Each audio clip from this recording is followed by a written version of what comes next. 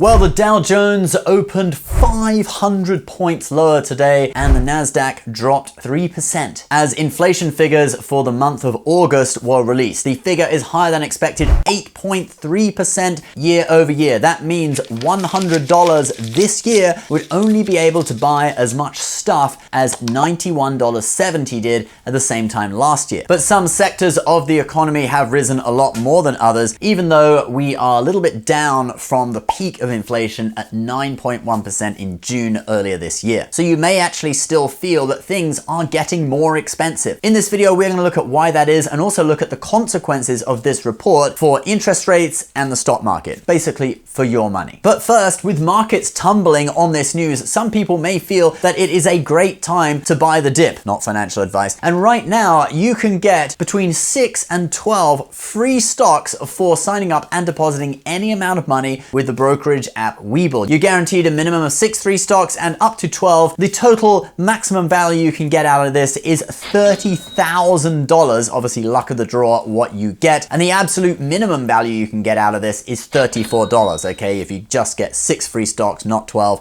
and at the minimum values. But still, it's basically free money, guys. You might as well. Anyway, I'll put a link below if you're interested. So anyway, when we look at the latest inflation report from the Bureau of Labor Statistics that was released at 8:30 this morning, we see a few things. One is that gas has come down 10% in the month of August. It's still up 25% for the year though. But I've definitely noticed that gas stations around here where I live in upstate New York have definitely come down in price. At one point we were flirting with the $5 a gallon level. Now at most places it's sub $4, even down as low as $3.85. And that means my Jeep now costs only $80 to fill up, not over $100.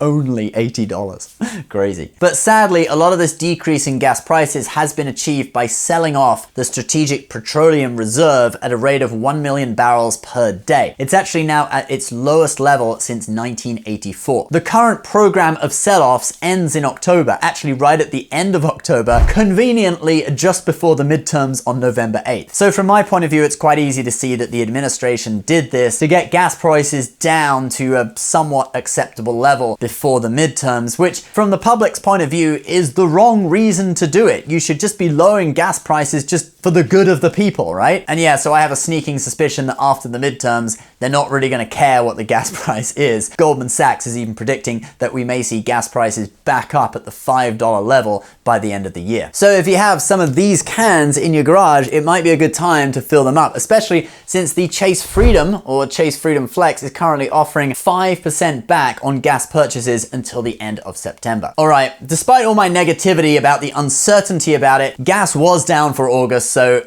we have to give them that. But let's now look at some other areas of the report. Food at home and away from home were both up for the month and still at over 10% for the year. Electricity was up for the month and rose 19% year over year, and shelter, i.e. rent, was up 0.7% for the month and over 6% for the year. So if you live in New York, maybe it's time to vote for the rent is too damn high party. And if you're not from New York, trust me, that's a real thing. They were actually on the ballot. But anyway, those three things alone make up at least 35% and in some cases up to 50% of many people's household budget. So even though gas has come down a little bit, when the average person goes to the grocery store or looks at their electricity bill, they are still going to feel the bite of inflation. And if your rental lease happens to have ended, you may get a shock at how much your landlord wants to raise the rent by. So what does this report mean though for interest rates? Well, some analysts are now already talking about a possible 100 basis point or 1% rate increase by the Fed. On September 12th, Forbes was already talking about a 9 out of 10 chance of a 75 basis point increase, and that was before these inflation figures were released. So there is a small chance of a 1% hike, but personally I think this report solidifies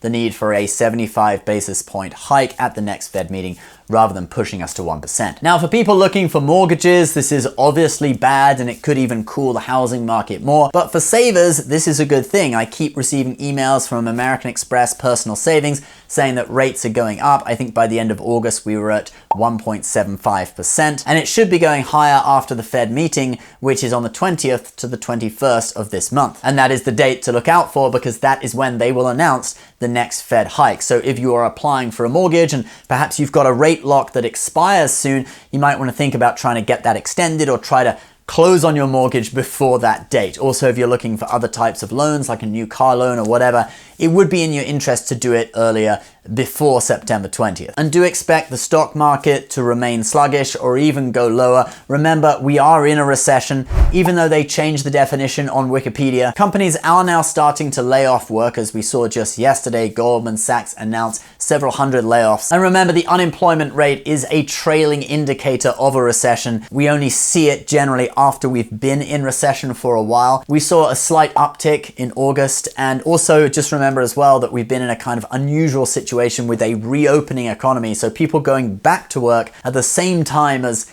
entering a supposed recession. So these two things are kind of fighting against each other. It's a little bit of an unusual situation, not something we'd really seen before. So from my point of view, I think the unemployment rate is going to be even more of a trailing indicator than it usually is. But we did see a slight uptick in unemployment in August, and it's definitely a factor we're going to want to keep our eye on as we go into the final quarter of 2022, monitoring, seeing if we are really going down into a deeper recession or if we're going to start a recovery. In terms of investing, I have a lot of cash on hand now. I'm not really buying stocks in a big way yet, but I am poised for any opportunity, basically on the lookout for that final big dip that I think might be coming. Again, not financial advice, but looking for the opportunities. And you can be looking for those opportunities too with an account with Webull, where you can get up to 12 free stocks worth up to $30,000 when you deposit any amount with the app. Luck of the draw what you get, like we said at the beginning of the video, but link is below for those who are interested. It is a great deal, guys.